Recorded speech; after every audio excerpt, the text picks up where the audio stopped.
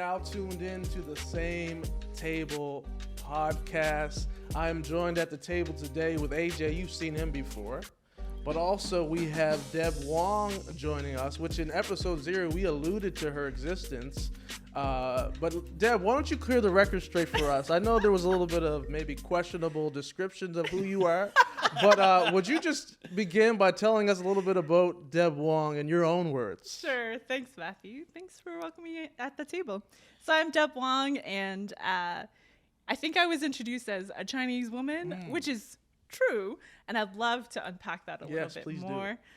So I grew up here in Halifax in the 80s and 90s, very much in a time in Halifax where there were just not a lot of ethnicities other than probably what you would typically call white. And so I was one of the few kids in my elementary that was a person of color.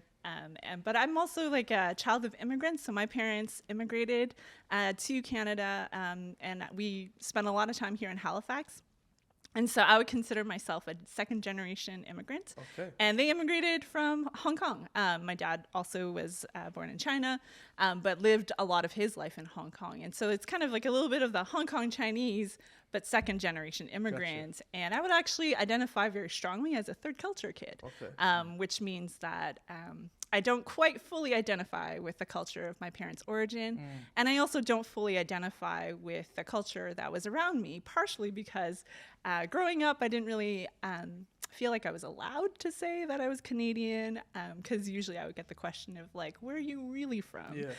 Is usually the follow-up question that I would experience. So then I kind of like formed a third culture that straddles both of those things, and that's probably what I would identify more with. And clearly, yes, I am a woman, the first one at the same table, so I'll take that as an honor.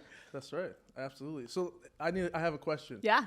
So I've had these experiences where usually they were people of Asian descent and would have strong accents, maybe exchange student or what have you. And they would have like a very Canadian name, but I had a sense that it wasn't their real name. Yeah. And it would always bother me because it's like, I want to know your real name. And I know it's probably a way of trying to not hear me and other Scotians butcher their name.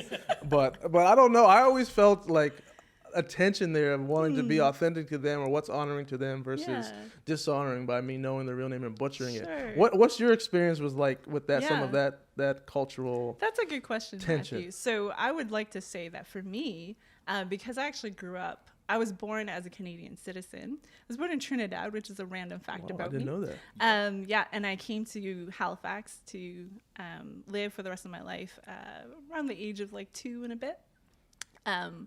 And so I was actually given a Chinese name and an English name. So from birth, I was Deborah, and my Chinese name is Sito Sun. Okay. So that's Cantonese way of saying it. Sito Chuan is the Mandarin way of saying it. And that was a name that has my surname, Sito, and then a name that was given to me by my grandmother. And so to answer that question, those are both my names. So it's not really like one is really my name and one is not really my name. Both of those were names that were given to me. But I know of a lot of people who kind of immigrated to Canada with just a Chinese name, or even actually in a lot of countries in Asia, they will have the opportunity to pick kind of their English name. It's not necessarily given, but sometimes it is given. And I think in those circumstances, I guess I want to present that it's not really like which name is your real name, but just that they have an English name and a Chinese name. That's right. And so there's often like meaning behind a lot of those things. Why is that their English name? Was it chosen by them? Was it given to them? And I think that's like an opportunity to get to know somebody's story a little bit more. So that would be true for me, and just kind of something I observe in a community of immigrants that I grew up in. Yeah, no, that's good. And that's a good segue, because today we're going to be talking about this idea and this tension of unconscious bias, and what does that mean, and also how, again, we're trying to deal with how reconciliation is messy and how we can address that mess. And often unconscious bias, as we'll learn, as we'll discuss today, can kind of make reconciliation messy, especially across culturally racially within ethnicity. And so we want to address that today. What are unconscious bias? How do they work? How do they show up? And just in case you think this is just a tension that exists in our more modern context, I want to just tell you a quick Bible story, a quick biblical narrative just to kick us off today. There's actually a story in Galatians Chapter 2 where Paul, he calls out Peter. Like, we got some real apostolic beef happening, some tension happening in the kingdom. And so Paul, he calls out Peter. Like Jews and Gentiles are the East Coast, West Coast. That's right. Yes, that's right. It's the East and West. And so in the church in Antioch, which was a multi-ethnic church, Paul gets word that Peter, in his fellowship and association with both Jews and Gentiles, a bunch of folks are together. There's some Jews and there's some Gentiles there. And Peter is not fellowshipping with the Gentiles. Peter is of Jewish culture and kind of religious upbringing. And within the Torah and the law, Jews don't associate with Gentiles. It's ceremonially unclean to eat with them. And that was always a historical and just religious and cultural tension that often divided them. And part of being in Christ, that wall of division was torn away, and that in Christ there's a new humanity. And there's even stories where Peter learns that in Acts chapter 10 specifically, where he goes to Cornelius' house, who's a Gentile, and there's a great story of how they're converted and they receive the Holy Spirit, and his household's baptized, all that good stuff. So Peter has this experience where he's seeing that the gospel, the kingdom, transcends racial or cultural or religious differences. But then, fast forward, another situation where he's coming up against this tension of his biases, his beliefs, his religious kind of orientation, where he's now alienating his Gentile brothers and sisters, and Paul calls him out. Yeah. And what we find in that story is that what's making reconciliation messy and hard to live out in this particular story are these issues of unconscious bias, these things that are part of our orientation or our assumptions about the world that affect how we relate to one another. So, Deb, just so we're clear as a conversation, as having this discussion, can you just kind of unpack for us what we mean when we say unconscious bias? Yeah, I'd love to. I think it's helpful to have definitions and statements that we have as a kind of launching pad. And so some of these are taken from an unconscious bias training from UCSF and also Oxford Language Dictionary for definitions. So bias is prejudice in favor of or against one thing, person, or group compared to another, usually in a way considered to be unfair. The difference between conscious or explicit bias versus unconscious bias is actually about awareness. In particular, self-awareness and group awareness. So how aware are you that you have these biases? Unconscious biases are social stereotypes about certain groups of people that individuals form outside their own conscious awareness. Everyone holds unconscious beliefs about various social and identity groups, and these biases stem from one's tendency to organize social worlds by categorizing. So oftentimes we come to them honestly. So examples of these in areas of ethnicity, race, age, gender identity, physical abilities, religion, sexual orientation, weight, and many other characteristics are subject to bias. And we will actually spend most of our time today talking about unconscious bias in the area of race, ethnicity, and culture. And I think one of the things that's helpful for us to recognize is that unconscious bias is more prevalent than conscious bias. For example, an unconscious bias tends to be activated when individuals are multitasking or in a rush or under pressure, because those are the things that quickly come to mind. Those are the things that come like really easily, easily accessible. Kind of like that knee-jerk level sort of Yeah. And I think unconscious bias, it can also become institutional when a large enough group of people hold similar unconscious biases. Yeah. And the good news is that unconscious biases are not permanent. They can change. They're malleable, and steps can be taken to limit their impact on our thoughts and behaviors. Awesome. That's a great overview. That's excellent. That's good.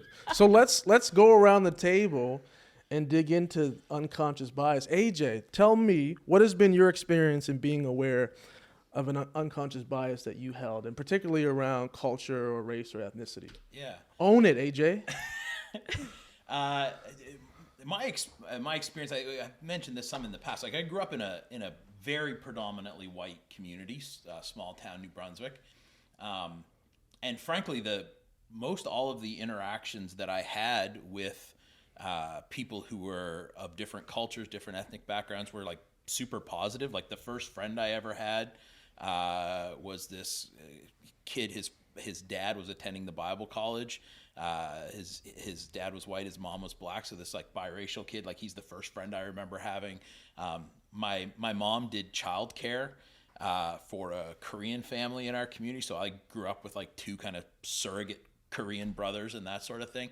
And so there was not a lot of there almost weren't enough people who were visible minorities around to pick up a bias. Like it's, you have to form an opinion about a group, and there weren't actually groups. Yeah. You know what I mean? They're just isolated individuals. That said, I did grow up in New Brunswick, and we had a lot of French folk, particularly in the north. Mm-hmm. And I remember as a kid, there was a group of French gentlemen who would come down to kind of our part of the province, kind of some of the same areas my dad used to hunt in, to go hunting. And they had a pretty good track record of getting really hammered while very heavily armed. And that certainly combined with some of the other just in the air stuff about how French people tended to get preferential choice for jobs. They tended to get kind of catered to, it seemed like, more in society. Again, that was the perception. And then you add that to this kind of reckless, selfish behavior of these hunters. That certainly led to some bias, some kind of unchecked assumptions around French culture, French people, French speakers, the French language even. He kind of like, I don't want to say that. I don't want to talk like that, that kind of thing. And so I would say that would be probably one of the biggest areas for me where there's just been that, like, just on a real knee-jerk gut level, and not until I was much older, not really evaluated, not thought about, not, you know what I mean? Like, it wasn't just a discomfort. It's like, here's the specific issues I have with those people, kind of a thing, but not in a processed way, just a knee-jerk like that. Just you find yourself responding out of that without actually processing it or thinking it through. That's good. That's good. Deb, what about you? What are some unconscious bias that you've become conscious of? Yeah, I think there have been a couple of things that even more recently I've come to dig in and try to understand a little bit more. So I mentioned growing up, we had like the community that I was growing up in was an immigrant community. And so a lot of the kind of how do you operate in this world was out of survival. And that was very much the focus. And out of survival, you kind of find a way that it's like, how do you not rock the boat too much? And so there was a lot of pulling away from things that could put you at risk, really, as a community, as a person. And so I was very much discouraged to delve into understanding Indigenous issues, understanding challenges that Black Nova Scotians experienced and that sort of thing. And actually, I think part of the whole package of immigrant community and also being Asian there's a whole concept of like model minority, the myth of model minority, the sense that... what is that? Yeah, it's the concept of are we not as... Okay, I'm confused. I didn't know. I didn't know. I'm white. I don't know about you don't know. So let's talk about this. The model minority myth? Yeah, I don't know this. Am I in the dark? Well, maybe because we're not. I don't know. Yeah. Go ahead. Explain this. Yeah, there's like this concept out there. And if you look it up, you probably could get a better understanding of it than what I'm about to say. So please look it up. Do your homework. My understanding of it is that oftentimes this applies to Asian cultures specifically, the idea that you can be kind of like a model minority if you just follow the rules, you kind of do your hard work, you never complain, you just kind of like put in the hours and put in the work, then you get people in exchange basically give you promotions, opportunities, you get the jobs and that sort of thing. And there's a lot of evidence out there where it was kind of handed to us as if you did this, you would succeed. And it actually is a place where people pit Asians, especially like we're talking Chinese, Japanese, Korean, would pit us against other minorities, saying like, hey, why can't you be like them? They work hard, they don't complain, and they can get these things. And so it is very much a tool of division. And so I think that is very prevalent in our community. And I think there's a lot of reasons why. There's survival, there's fear, there's a lot of those things why that becomes a myth that gets handed and you're like, lap it up because you're like, oh, if I do this, it'll work. But the reason why it's a myth is that it only works to a certain degree. And people actually, there's still biases out there. There's still unconscious biases. And when push comes to shove, you still are treated quite differently. You might be a model minority, but you're still a minority. Exactly. You might be the best of them, but you're still them. Exactly. Not us. So kind of like as a package of, that was kind of the setting I grew up in. And so very much so, anytime I remember asking my parents about Indigenous issues, and they would just be like, yeah, that's not an issue for us. That's like a Canadian thing, but we can opt out. Or if we saw difficulties in community involving Black folk and that sort of thing, and conflict and that sort of thing, again, we were offered the opportunity to opt out. That you're like, no, that's not our thing. We don't need to do that. So I think out of that formed a significant amount of bias. Of a lack of awareness, no opportunity, no encouragement to actually understand and understand what is my place and my responsibility in this whole story that I've entered in as a second generation immigrant. So I think, I remember growing up just close to Deepwater Church here. And it was a time where Barrington was very much like the street where there's a lot of prostitution. It was pretty run down and that sort of thing. And the people that you would see on the street would be oftentimes Indigenous or Black. And again, those were moments as we're driving by and kind of being in that space that my dad would just kind of, the direction that we were ushered into was like, just look away. You don't need to pay attention to those sorts of things. So I think that just formed a lot of biases from a pure lack of awareness and an encouragement to look away. It's interesting that you say that in terms of kind of being more of an immigrant minority versus like me being an African Nova Scotian, been probably a minority group after Indigenous folk, probably the longest standing minority group in Nova Scotia for sure. And so one of the kind of unconscious bias I realized that I've had is actually the reverse of what you said, where you have other immigrant groups come or other people of color.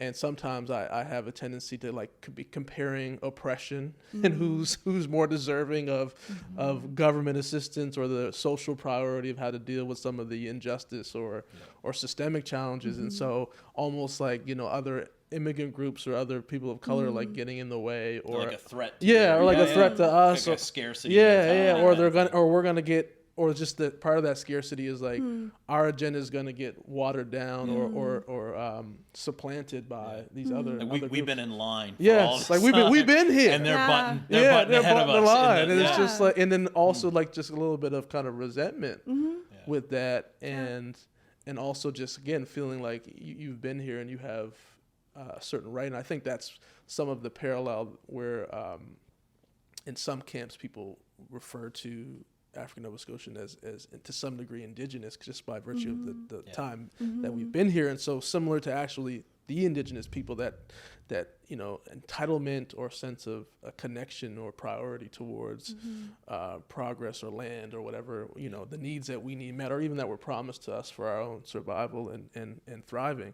And feeling like, again, like I like how you put that, AJ. You're jumping the line. I get that. Yeah, and so that's something that I've become aware of just of a tension sometimes, or even just like a low level resentment around, like not even just that when it seems as though the agenda or the priority of my community seems to be supplanted.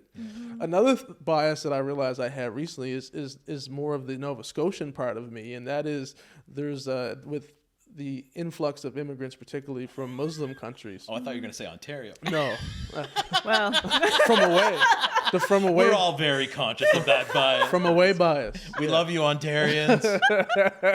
But I remember dropping my kids off at school, and where they attended school at the time, there was a mosque nearby. So there was a lot of Muslim folks from Middle Eastern countries that attended the school and families. And I remember there was a mother dropped off her child, and then I was kind of like holding the door as we were both coming out of the school, holding the door for her, and like said hello, was very maritime kindness. Being friendly. And she did not respond to that at all. And my first reaction was like, well, you don't like hospitality and maritime? Like, I thought this was received universally. Yeah. Like, I was totally ignorant to that. Not everybody gets that.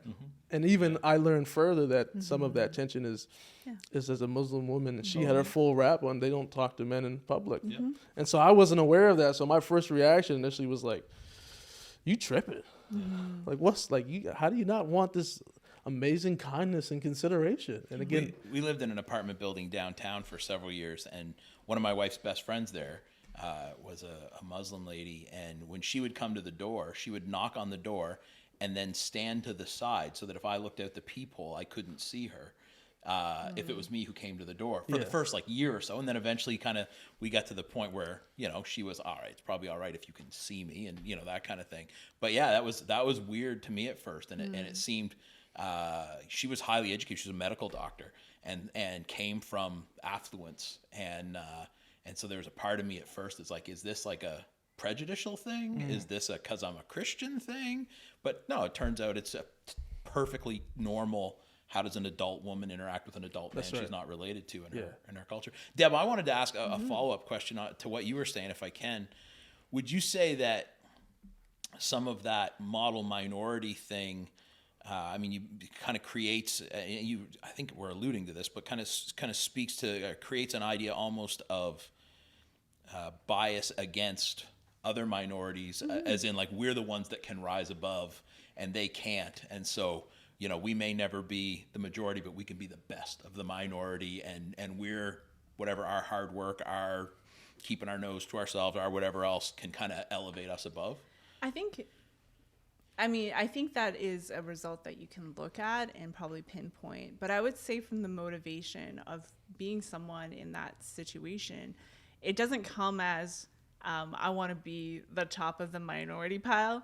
It does come from a survival place of like, how do I make my way through in this world, of facing prejudice, of experiencing a lot of othering. I can't take on their stuff. I've got my own stuff. I got to No, try to keep my head I above. think actually it's more about like, this is our way of surviving in a world where like we're othered constantly.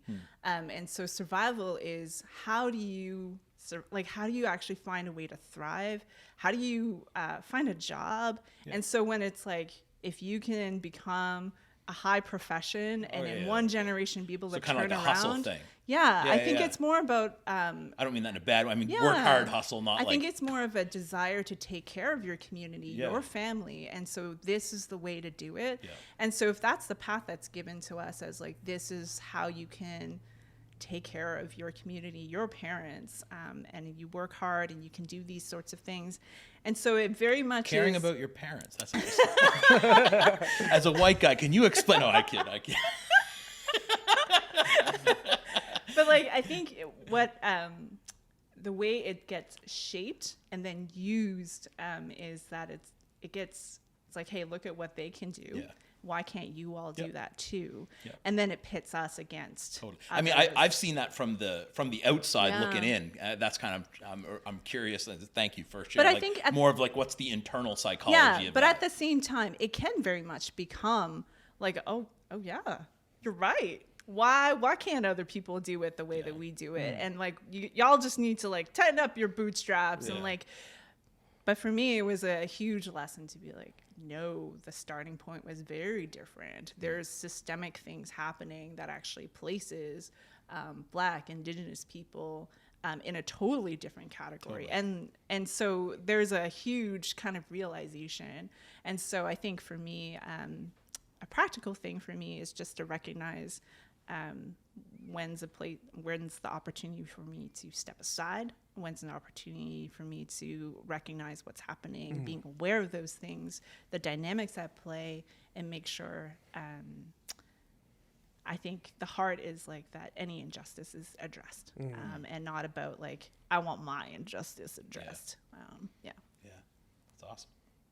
It is interesting. Am I asking the next Yeah, question? ask the question, man. Wait, hold on. Wait, I just actually have an observation. Come on, man. Between the three of us, Sure. there's actually a really interesting dynamic that I think kind of encapsulates a significant amount of bias that exists in our society. Yeah.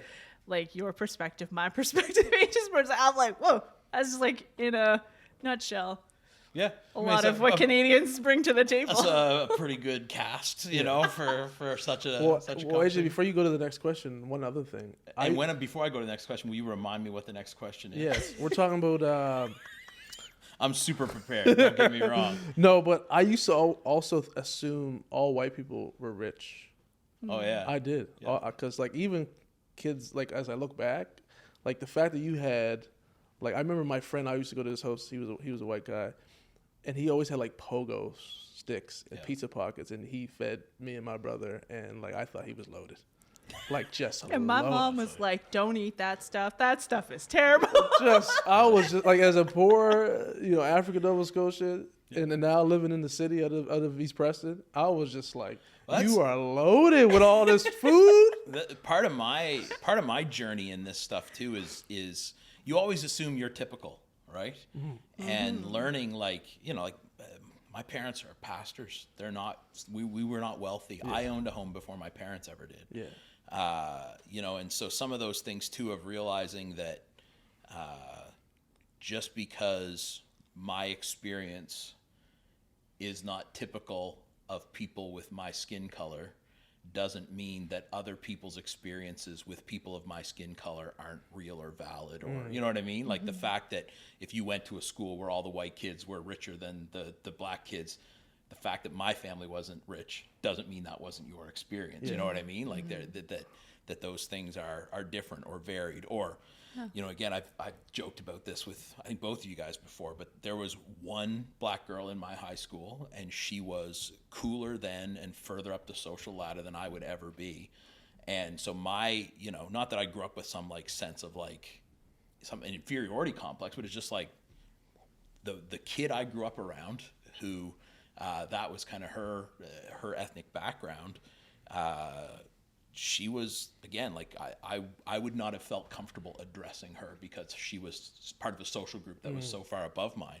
But that doesn't negate all the things so many of my friends who are minorities have experienced, or what they grew up around, or the environment they have had experiences in, and all that kind of thing. So kind of just getting that, like, just because this was my experience as a white person doesn't mean that I can read that into everybody else's experience with the majority culture, right? Yeah, like that those are not, I am not the stand-in for all whiteness, good or bad. That's right. Yeah. So the next question where I want to go is we talked about how we've had our own biases that we've had to own, but where I want to go next is how have other people's so how has let me tell you, other people's biases, unconscious biases, impacted you, and what have you had to do to kind of deal with that and wrestle through that? Yeah, so I will say one of the most traumatic kind of biases that I think have impacted me is profiling, particularly around police practices. And so I've had many experiences where I would argue that it was profiling, and I fit a description or a perception or a stereotype, and therefore there was no benefit of the doubt. There was just assumed hostility and just an escalation of the situation. So in particular, one time, my wife Alyssa and her friends were playing like We Just Dance or something, having like a little slumber party. I don't know what they were doing, but anyway, me and my brother come home to my place. and we were out. And then all of a sudden, shortly after, the police come because they were probably I think they were making too much noise. And one of my neighbors, yeah. it was a condo, and one of my neighbors called the police, and they come. It was one officer and RCMP officer, and I answered the door, and he just immediately started to berate me with just like questioning and just hostility and just, and then I was kind of like, when I experience discrimination, I kind of shut down. Yeah. So I don't really get angry initially. I shut down, and so I just kind of was just like a deer in the headlights. But then my brother heard, and he snapped. Going back to our conversation earlier, and he got hostile back, and then my wife and her friends heard what was going on, and they were kind of outraged too, because it just didn't seem like his level of reaction fit what was going on, especially where we're doing something, they're doing something in it. I didn't do anything. I answered the door, but they were doing something as innocent as playing Just Dance, and then it escalated to the point where the officer was threatening to take me to jail. Oh my God! Wow. And it was just just the sense of contempt almost, and just a lack of just. I always say this: it's better to dignify someone than profile them. Totally. And it was not a dignifying experience. You can arrest them later if it turns out there's actually a reason to do it. Well, yeah, and I think sometimes biases in like life and death situations can help you survive. Yeah, totally. But when that becomes general practice for everyday just encounters, like in this one, it's unhelpful. And for me, it helped reinforce a lack of trust that I still have with police, and also just a triggering when I see officers, I kind of get uptight and tense.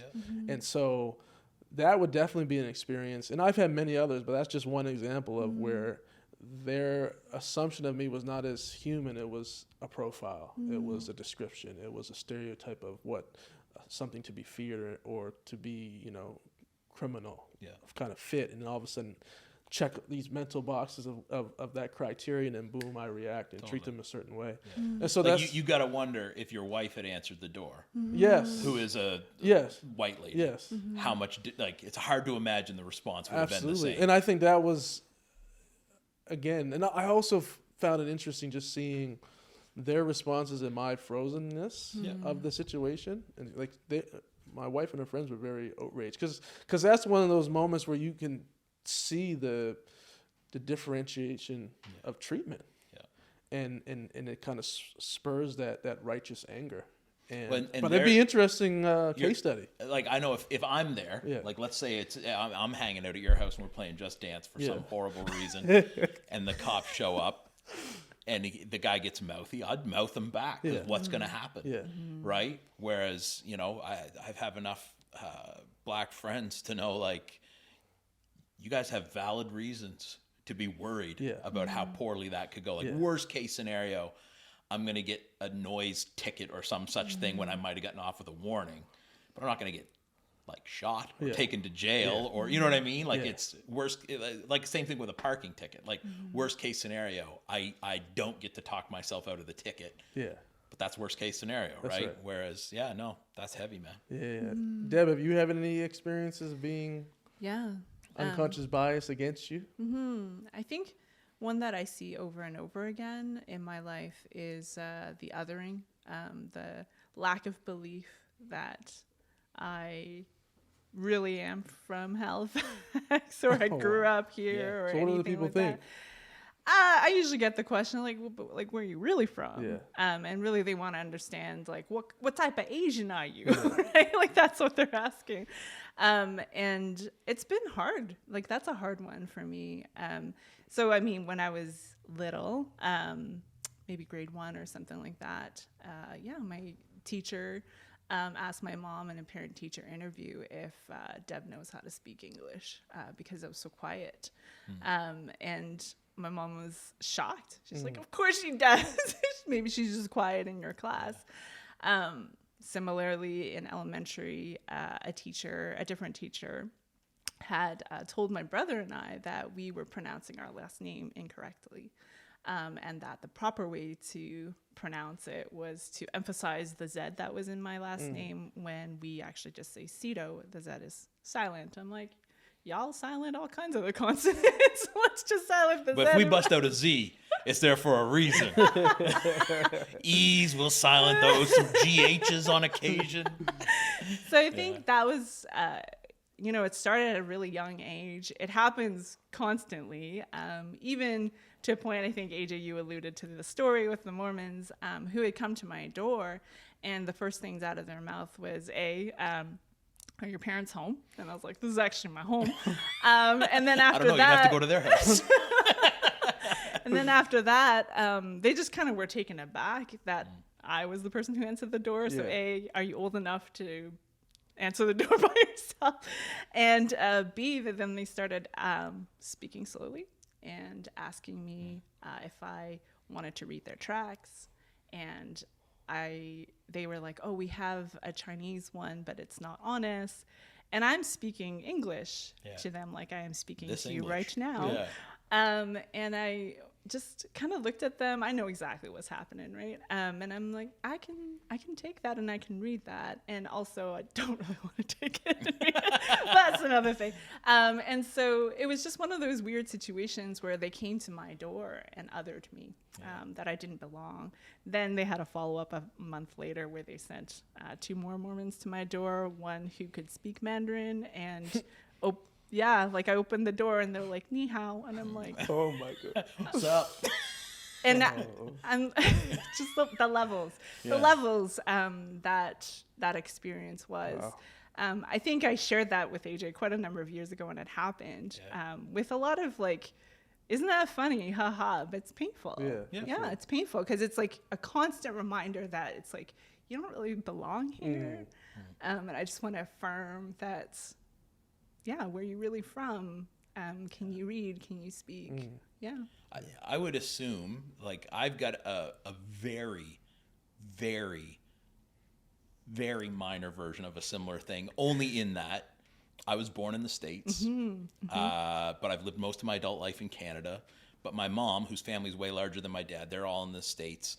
So the Thomas family is in Canada, but tiny. Like, there's like 6 of us kind of a thing. Technically, like maybe 8 or 12, like total. And so I often have a little bit of that, like, I'm not 100% sure where I'm from, but it's like 20 feet one side or the other of the Holton-Woodstock border kind of a thing. I would think that for a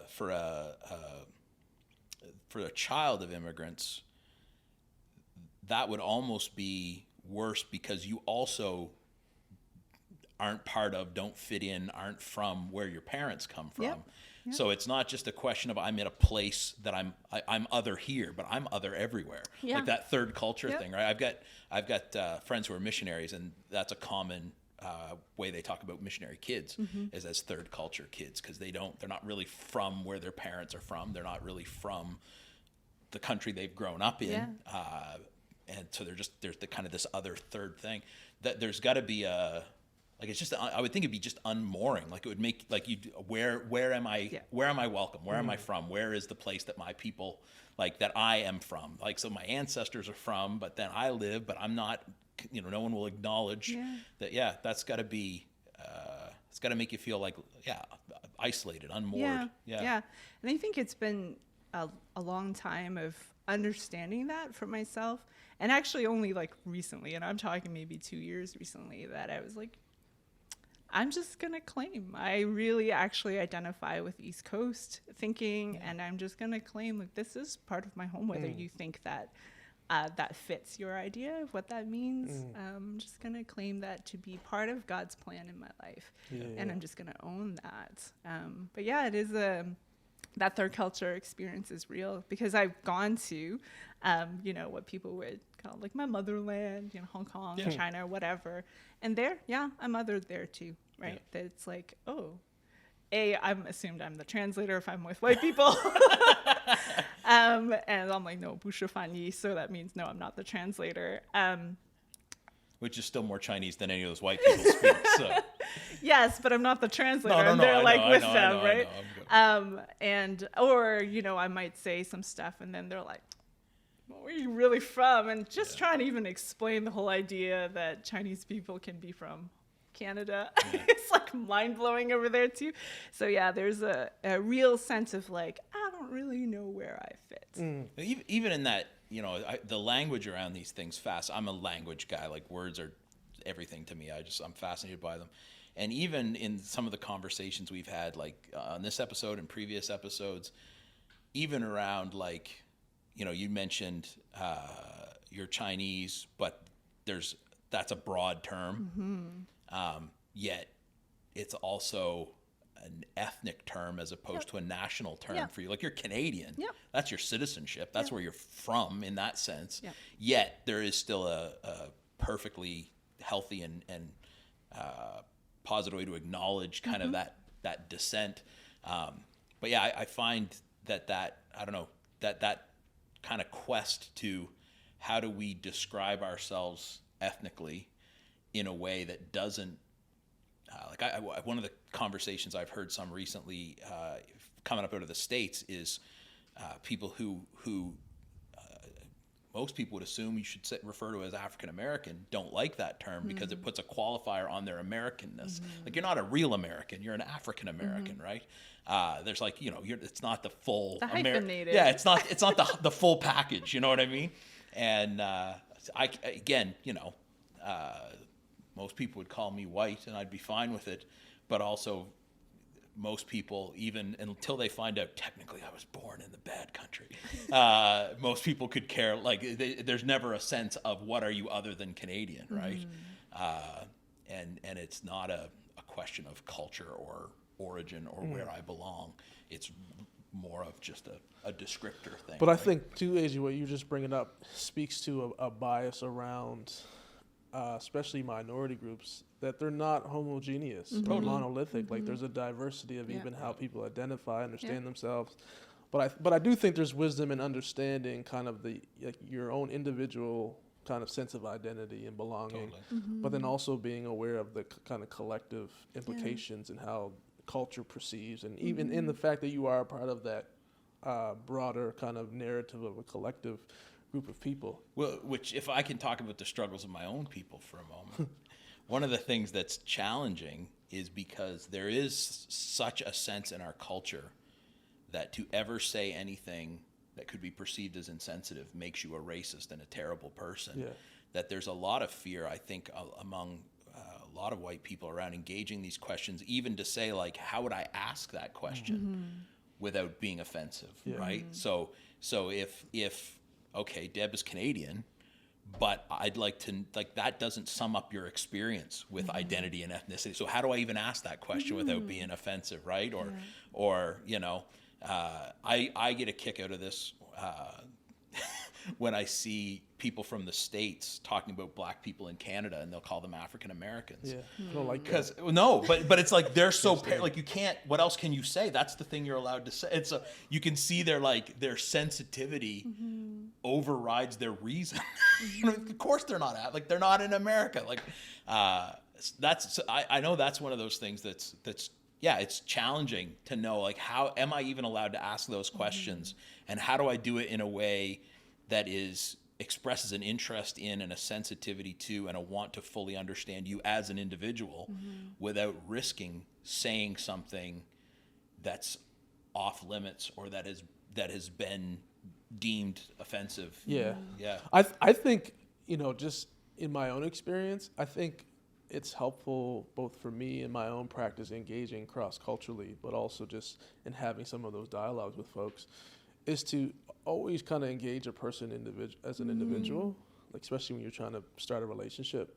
And as you build kind of rapport and kind of trust, or just, you know, you can be more honest and comfortable and have a level of safety in that interaction, then maybe start pushing towards more of those broader kind of connections and implications and some of what it means to be a part of this broader community. I think that would be a kind of an approach. I think there's wisdom to. How would you ask that question? So we've been hanging out for a while, we're getting to know each other, and you're going, hey, part of what makes this person who they are is their ethnic background, their cultural, both current reality and roots.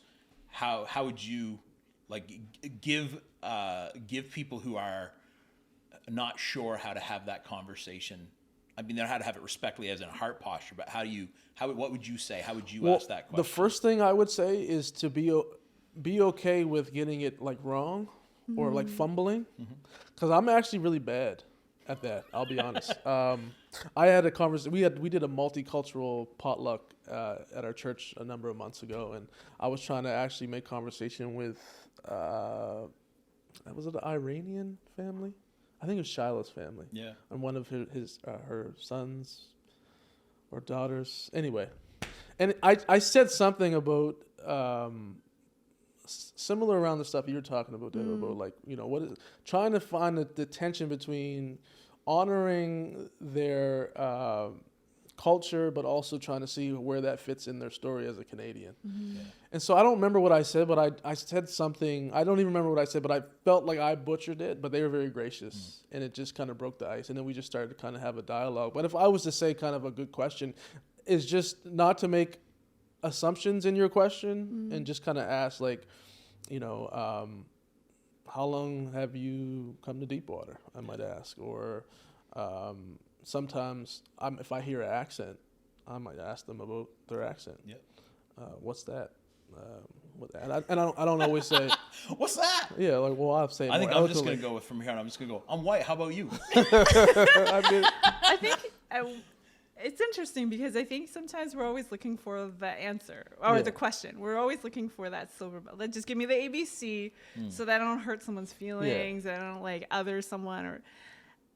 But you could ask any question that I give you, and it could be so wrong. It's so true. And so I think it's actually a lot more about your heart, where you're coming from, your posture. I think there are better questions than there are like, you could find. Yeah, you can grow in your question asking. Yeah, for sure. Yeah. I mean, I actually am, and it also really depends. Like if there's somebody that is in a public space, I don't even know you, we've never met, you want to ask me something, that lands differently than if it's a relationship that we have, a conversation. We've had conversations. I think a lot of times I think about it as a story. Like, what is your family story? What's your family heritage? I'd love to know more about who you are, where you come from in the sense of just kind of origins. Tell me about your family, starting in the 1500s. But I think it's just interesting because I learned this too for myself, that oftentimes as immigrants or children of immigrants, you get that question of like, where are you from? Where are you really from? Yeah. I actually recently learned from an Indigenous woman that for Indigenous people, she's First Nations, she said that sometimes they ask that question from an Indigenous point of view. They're like, what family line do you come from? Yeah. And like, what land do you come from? Yeah. And from their context of question, that's actually where it's coming from. That's what they're looking for. And that's why they ask it that way. And it was something that she learned. She's like, I didn't realize that it comes across a certain way of like disbelief. That you actually, can come from. And Canada. I would concur with that. That's typically how I would relate in the same way. So I would, because in my cultural context, you are very much known not as an individual, but your last name. Who are your people? Yeah, who are your people, right? And so that would definitely be my assumption or even bias of relating to other people. And also, I would say I'm more comfortable, and this is more so based on exposure, with asking some of those questions cross-culturally with certain ethnic groups versus others that I might not have as much exposure with, and where I tend to, again, butcher. I'm just not good at intros, man. Like I suck at breaking the ice, and I'm talking about anything. Even like we were giving out cookies once, and I suck. I'm like, I'll say like, hey, you want a cookie? And I'm like, that sounded so creepy, and I'm just like, I need to rethink this.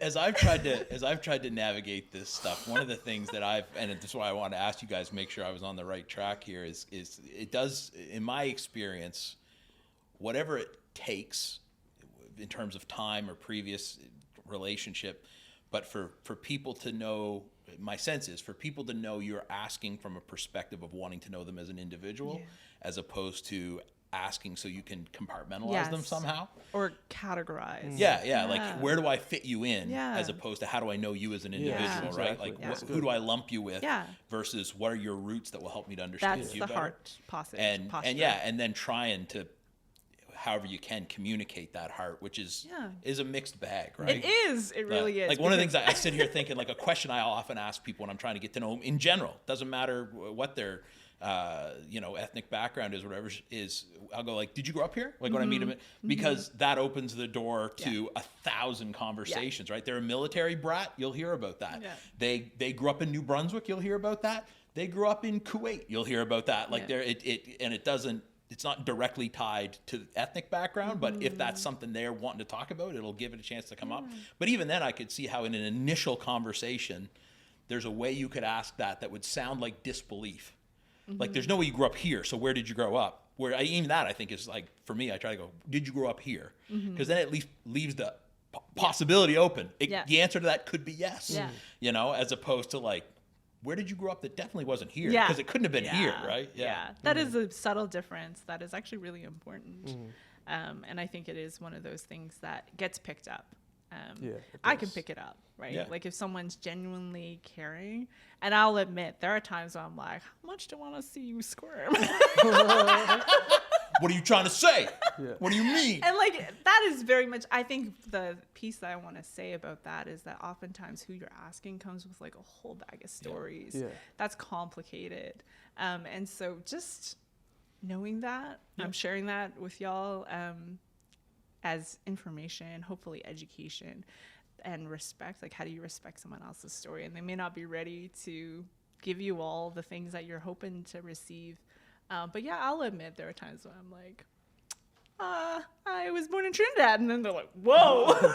You messing up all the categories. Exactly. Well, you know what? That's like being racially ambiguous, like myself. Oh boy, I'm messing up all kinds of people's categories. I've been trying to be placed as Lebanese, Egyptian, Italian, other Middle Eastern places.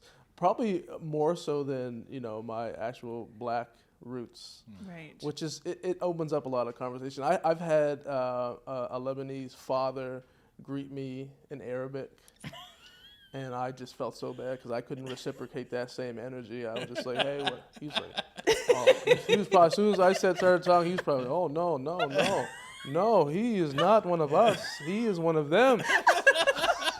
Yeah, I love it when like I get sussed out by my fellow Asians or Chinese or like people will kind of look at my family, and I married a guy who has similar kind of like heritage as myself, so our family looks fully Chinese on the offset. And so it's funny because in some scenarios I'll see like this older Chinese couple or whatever, and they're kind of looking at us trying to figure out like, do you think they know how to speak Chinese? And they'll actually always approach me because for whatever reason, I give off the air that I might actually understand Chinese. And I do. And so they're right. So moral of the story is old people are super perceptive. Sometimes your biases are correct. Yeah, that's right. But yeah, so it is a funny thing to experience, like receiving that.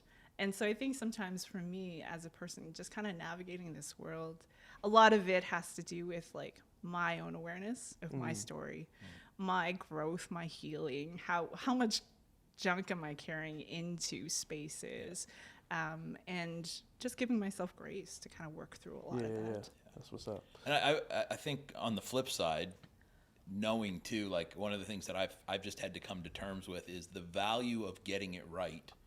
For me, trying to have those conversations 95% of the time outweighs the 5% of the time where I might have to apologize or might have to clarify my intent or I mean, just be stonewalled or whatever. And that happens, like for me as a pastor and as someone who has no use for small talk, that happens with all kinds of conversations that have nothing to do with ethnicity. Like sometimes I'll ask some people questions and I had a conversation once where I asked someone something like, so like, tell me about your family. And they were like, I'm not okay discussing that. Yeah.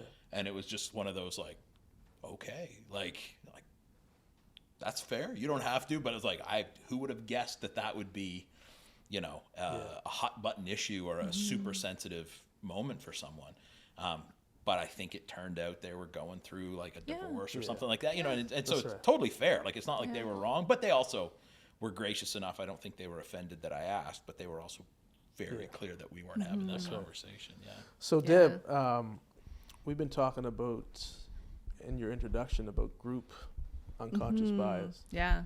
So, have you ever experienced kind of how groups, and when you were explaining that definition, sometimes those group unconscious bias forms disparities or structural challenges. Yeah. Have you ever encountered kind of the impact of unconscious group biases that have manifested in your experience? Yeah, I have.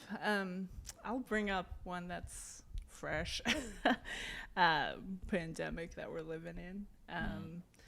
I think that was definitely something that had no idea it was going to happen. Not the pandemic part, but the group bias that came out of it. And so obviously we know kind of the context. The origin of COVID came from somewhere in China. Wuhan, China is where they kind of pinpoint the origin, ground zero, so to speak. And just the response in the world against and discriminating and stereotyping, and to the point of like hate crimes towards Asians that looked remotely Chinese. And that was something that's really real. And I think sometimes I remember when it was starting to unfold and they were like, oh, it's from a wet market in Wuhan was the original kind of like theory. And then people were talking about, oh, it's because they like eat bats and that's where it transmitted. Yeah. And then there was that video of this woman eating a bat, Chinese woman eating a bat, and just kind of talking about, look at their practices, and this is what has unleashed into the world. And, you know, if we trace down the lines of some of those things, you know, I hear comments, even here, people being like, oh, you don't know what they're serving at the Chinese restaurant. Is it a cat? Is it a dog? And there's jokes around that. Yeah. But that's connected. And so when those things were unfolding, I even had friends kind of disparaging kind of Chinese diet, wet market, that sort of thing, which in all honesty, a wet market is not that different from a farmer's market that we have here. We call them differently for probably some biased reasons. And I experienced that. I was in a hospital. My dad had just gotten surgery to remove part of his colon that had cancer. So it was a very like difficult situation already, very early on. This was like end of February 2020. And my mom and I were just kind of in the hospital. We got into the elevator and we stopped at a certain floor, and there were two people that wanted to get on the elevator. One started to get on, the other one refused to get on. And you know, I just know what's happening. I just know what's happening. They looked at us, did not want to get on the elevator with us. Wow. And so we held the elevator door open. The one person that did want to come in stepped on and waved their companion on, like, come on, just get on. Yeah. And so their companion stepped into the elevator, walked to the back corner furthest away from us, and then pulled a scarf over their face. Sheesh. And so, like, I know exactly what's happening. And so my mom and I stepped off the elevator, and we're kind of in a difficult place emotionally already. Yeah. And just to experience that was like, I was mad, rageful, just kind of experiencing that. And so I think that's just one of those things that you don't know is happening under the surface until something significant happens that brings a lot of these things forward, these group biases up, and you experience like what that feels like. Yeah. No, that's good. I know for me, just really quickly, and this is kind of, I think there's value in even talking about this in the context of church and, you know, our church specifically, but I know in the context of kind of the church and specifically in the academy and like seminary, I find theologically when we're talking about just doctrine or the church history, a lot of times the voices or the contributions of those who are kind of in the Western tradition of the church get emphasized not only as a significant contribution, but the contribution. And then other parts of the world that have experienced the revelation of God and therefore have been able to articulate a tradition of the church often gets drowned out or is considered as like secondary. Like this is like the true theology of the church, and then everything else is like this subcategory. Yeah. And I've experienced that in seminary. I don't think it's an intentional thing, but it's an unconscious bias where, and it's systemic because you're going to teach what you're trained in, and if you're trained in what you believe this to be core and not these other things, then it's hard to reproduce a diversity of theological thought. But I do think there's also, as a student who is a person of color, who I resonate with some of the diversity of the body of Christ historically in a way that maybe someone else doesn't. So it is of primary value to me, and also it helps me see representation that all the contributions of theology weren't just white people. Yep. And also just I think it's a more accurate record of just God's revelation, that no one group of people or one tradition or one part of the world has a monopoly on God's revelation. And not only that, but it actually, having more of the breadth of it, I think edifies and challenges us to think about how God is revealing himself and what he's doing in the world and what we can think and pull from it. We don't have to have 100% theological alignment. Of course, we have core things, but there's perspectives that I think enrich and just add certain pieces. I always joke with Ben, who's kind of our theologian, but oftentimes, I hear him having conversations about kind of the theological minutia. Yeah. And like in the context where I'm from, like people are trying to overcome racism and poverty. And it's like, we don't have time for theological minutia. How does the gospel speak to real challenges that are affecting the livelihood of people? That's what I want to hear about. Or even when we talk about apologetics in school, a lot of times we're talking about the existence of God and how the different theories of how to break that down. And in my head, I'm like, what type of person, atheist or agnostic, is this profile of thought? Because it ain't the people I talk to. Because most people I know, is particularly African Nova Scotians, have some concept of God. Yeah. We can assume an existence of God already. Yeah, so for that to be the prime, that's a given. So that being the primary starting point as an apologetic to equip me or students is irrelevant to me. And so this is another one of those elements where if I'm going to try to share the gospel with people in my community, I don't even have the right tools from what I'm learning in school. And so that's kind of one of those biases that I found to be sometimes frustrating, but also just missing, not even just for me, to maybe speak to some of my experience, but just create more of a breadth of just thought around what does it mean to understand God's revelation through scripture, through doctrine, through theology, that it's just a more diverse expression. I know we're getting tight on time, but I've got to jump on that for just a second too, because I think one of the things that for white folk, when it comes to this exact issue too, is because we don't actually literally see the biblical characters and the early church fathers, there's an assumed whiteness there that just does not exist. It's hard to argue there's any biblical character, maybe a few, who are actually white. You know what I mean? And you look through a lot of the early church fathers, like there's most of them are Middle Eastern, Egyptian, whether or not that counts as African or not is a subject of great debate, but it certainly ain't white European.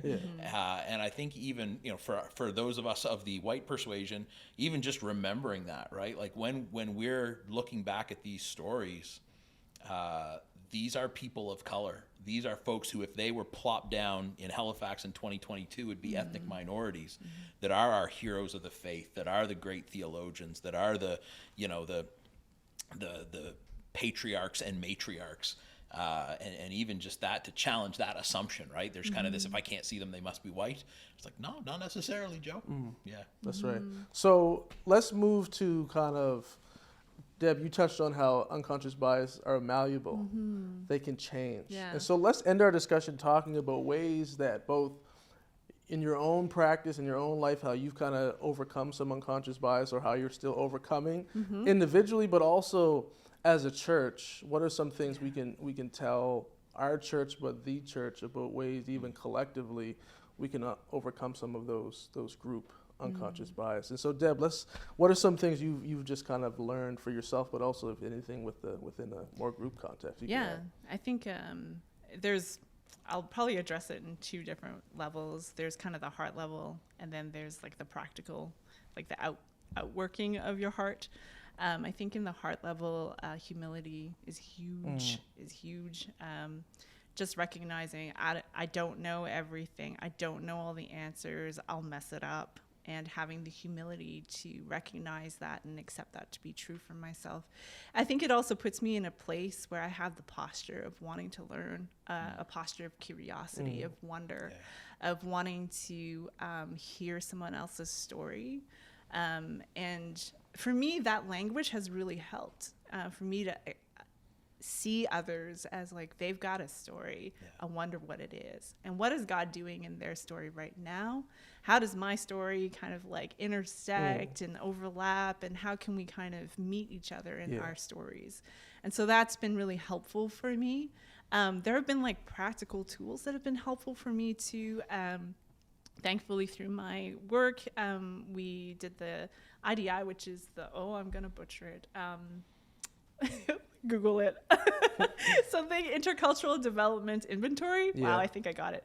And so it's it's a paid thing, so you can pay to get it done. And then basically you answer this huge questionnaire about a whole bunch of different things. And what it returns to you is where do you think you land in the spectrum of like awareness of like cultural awareness, and then where do you actually land? Which was like super eye-opening. And then they've got like homework, and I'm working through that homework. And so something like that, practical tools, because the thing about unconscious bias is like, you don't know what you don't know. Like, how do you know what you don't know? And so I think both the posture of like wanting to be a learner, but also actively seeking out ways of uncovering, of learning, of where can I grow? Where can I practically and intentionally grow? Those have been tools that have been helpful for me. And, with that is like reading and being exposed and choosing environments and choosing relationships and that sort of thing. Those are like practical things. But No, that's good. Actually, we as a church, our leadership team and staff went through a similar kind of cultural assessment last summer, which was extremely helpful in some of the ways that you highlighted. But AJ, what are some of the things that helped you overcome your kind of biases that kind of been in the way? Or I mean, you mentioned in the beginning, Deb, that our conscious biases or our explicit ones are a lot easier to challenge than our unconscious ones. And so one of the things that I try to do first of all is make my bias conscious. And so whenever I have a negative kind of knee-jerk reaction to someone who isn't white, frankly, in my case, if it's white, I just assume I don't like them for who they are. But if they're not, I legit would just try to have that discipline to go, is there, like, what's leading to this? Like, if someone says something I interpret it a certain way, or they do something I interpret it a certain way, or just I have an interaction with them and anything that isn't positive as a kind of visceral response, not necessarily a deep response, but just any assumption, anything I can root out that isn't positive, I go, okay, like, did they say something that wasn't cool or not? Did they do something that was, or not? And try to interrogate that instinctive response to find out, is there a real personal reason for this? I mean, as in for something to do with this person as an individual, or is it somehow tied to their ethnic background, their culture of origin, their color of their skin, whatever else? Cultural tendencies. Well, see, so that's another thing, right? Communication styles. So sometimes, like, I'll go back to those French hunters, right? Those same woods were full of drunken English hunters. And so, as I anyone else in there? No, just English and French people. No deer. Look, it's everything. If you moved, you were getting shot. That was the problem. No. There was a practice called sound hunting, which is just if you hear something in the woods, you shoot at it, which is a great way to kill someone. But to kind of challenge that, right, and go, okay, my issue with these guys is they're not okay, but it's not because they're French, it's because they're drunk and wielding firearms.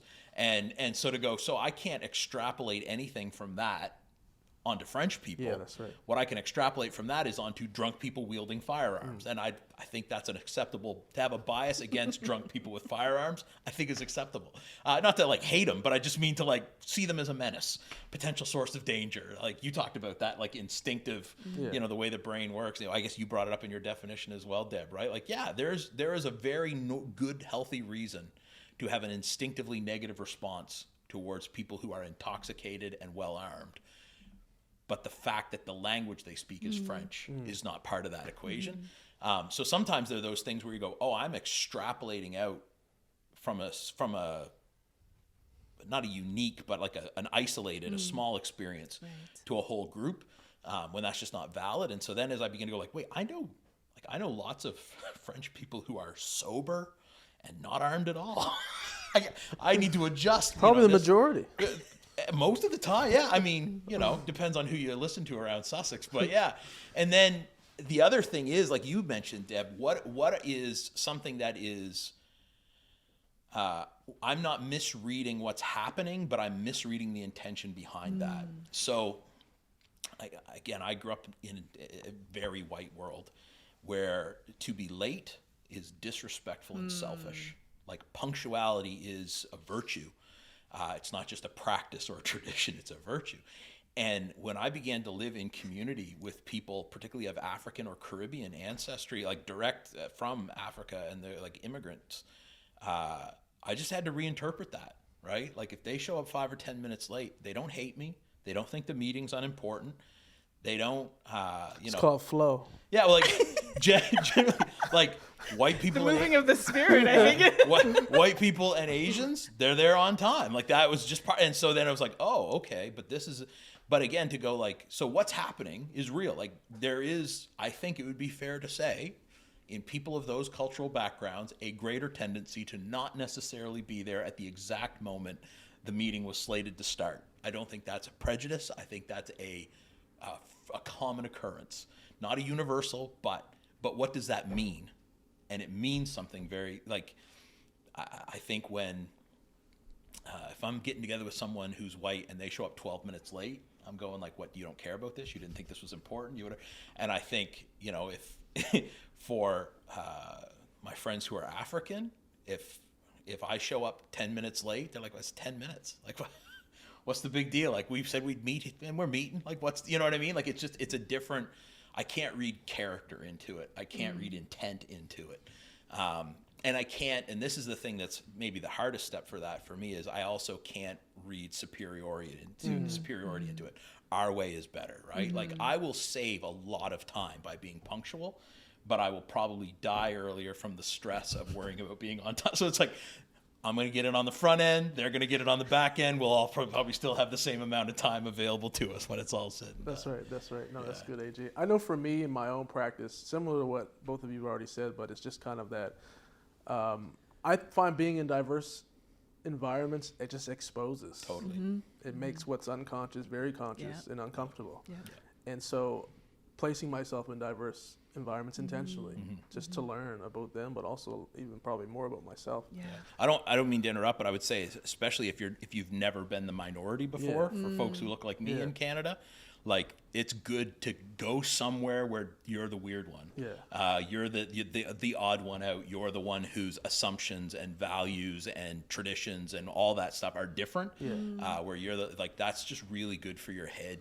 Yeah, no, 100%. And so, and then also once those things become identified, just to take ownership of them, to say like, this is what it is, not to be in denial or to try to explain it away or to, you know, blame some external thing, but to really take ownership of it. And then also to have, and I think this is important as a church, to create conversations and spaces where we can, kind of like we're doing now, openly talk about it without the underlying threat of just, you know, being accusatory or just condemning one another, but to have space to say, can I just lay my ignorance bare for a moment that has just been revealed to me? You know, I'm still trying to process, without getting like beat down or just that there's actually a space for some grace to have that Help exchange. me understand. Yeah, help me understand what this is. I find that has been extremely helpful, and I've encountered a lot of gracious people to just be patient with me, and vice versa. I've had the opportunity to do Yes, that you for have. others.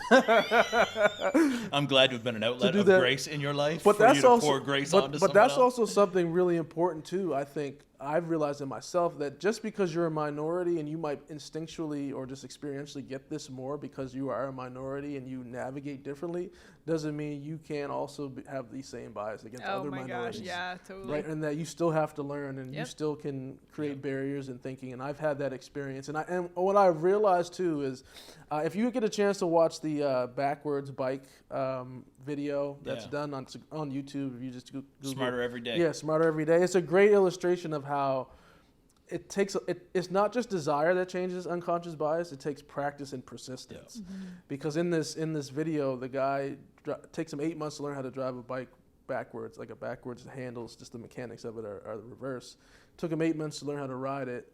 Took him 20 minutes he rode it backwards. Then he tried to ride a bike normally, and he couldn't do it at first. But it only took him 20 minutes to learn how to ride it normally. To relearn the old pathway, and it's so true that I think from my own life, but also just as a church and folks listening, that this takes a lot of persistence and practice and desire. That it's one thing to be aware and own, but it's kind of like having conversations, being in dialogue, rubbing shoulders with people from different communities. Just as you were saying, AJ, kind of scrutinize that this thing is kind of coming up right now, and what does it mean, and what am I thinking, and just kind of always be willing to engage that practice versus it was some one training or one time thing. Yeah.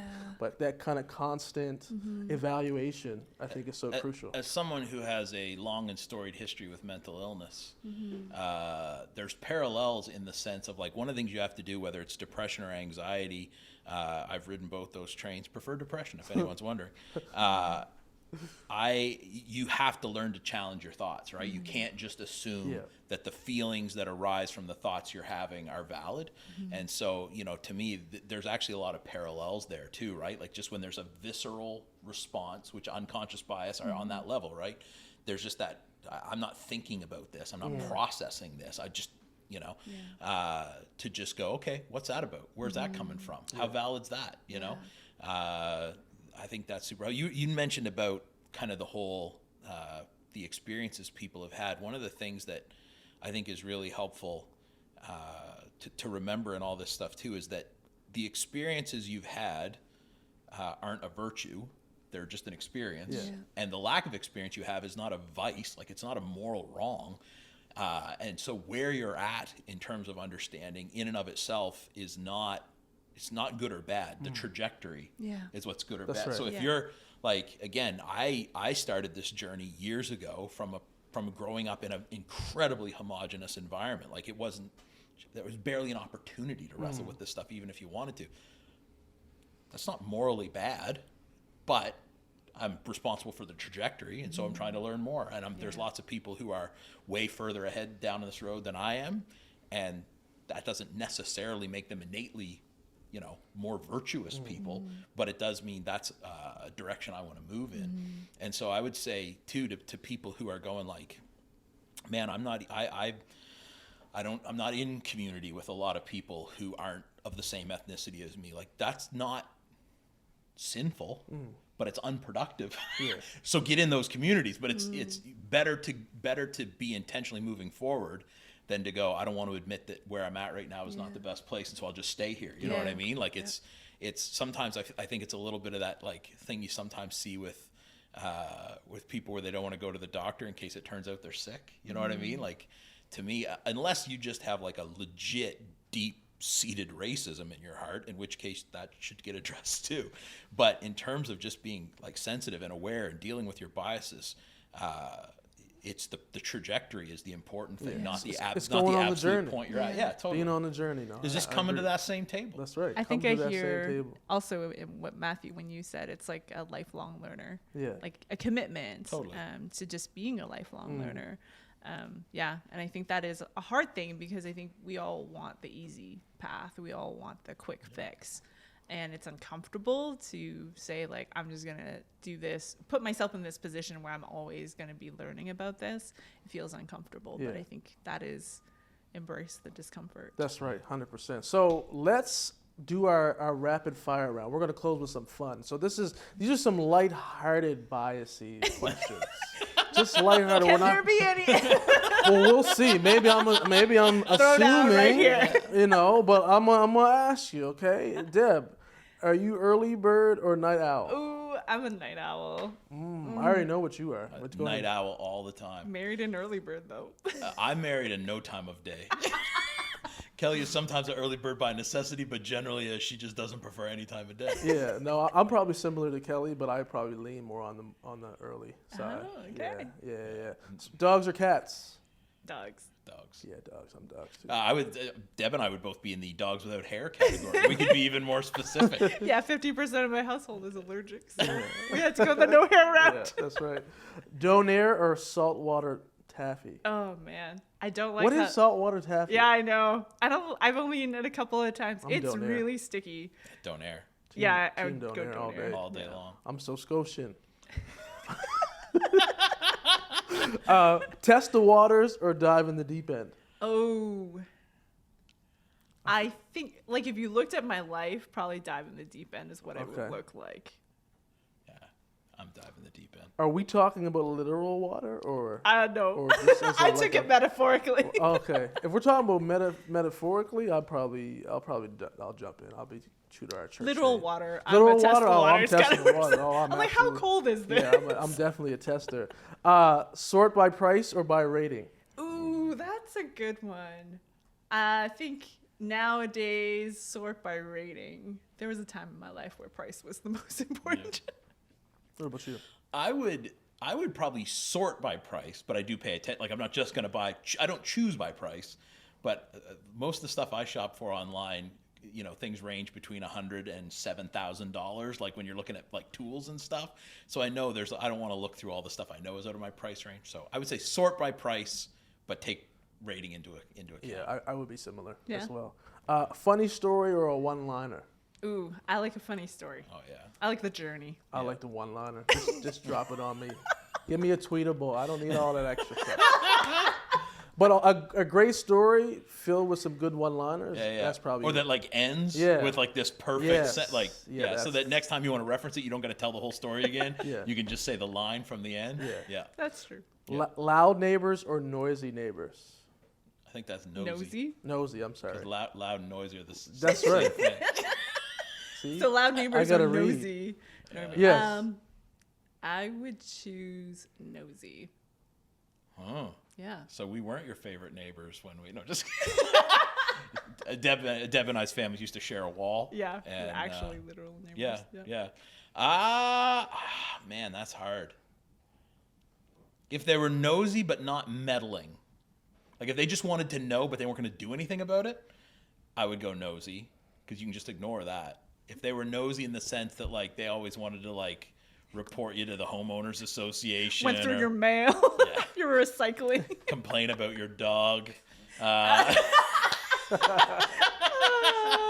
then I might go with loud. Yeah. Yeah, no neighbors is my preference. There's a guy that I grew up around. I mean, he's old enough to be my dad, but he always used to say, if you have to go inside to pee, you live too close to your neighbors. And the older I get, the more I'm convinced that's a good life motto. I'm used to nosy, maybe. 'Cause Yeah. in my culture, there's a lot of nosy, so I'm Yeah. used to that. See, I prefer loud. Yeah. Yeah, I can't stand nosy. Okay. Yeah, like, back off.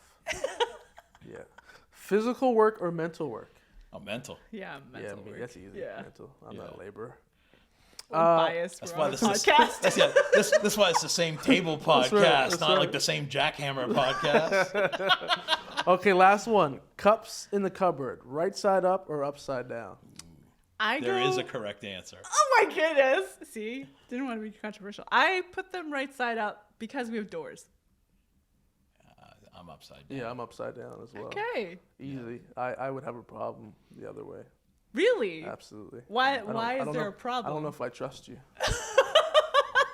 I don't know. It's just my bias. Like it's just that's how so- I've always seen him that way. If I'm being honest, probably it's because that's how we did it in my home Yeah, growing up. yeah. Okay. Although I do always assume there's more of a chance of there for something to get in, like dust or dirt or a rat to poop or Yeah. whatever else. Not that I have rats in my house, but I just figure if it's upside down, we're definitely in the clear. Yeah. The other thing is if I know if they weren't perfectly dry when they were put away, if they're upside down, the water will have run out, and if not, it will have just sat there and like turned into a pond, which it won't. It evaporates. Yeah, I know. Science. Okay. Unless they're stacked.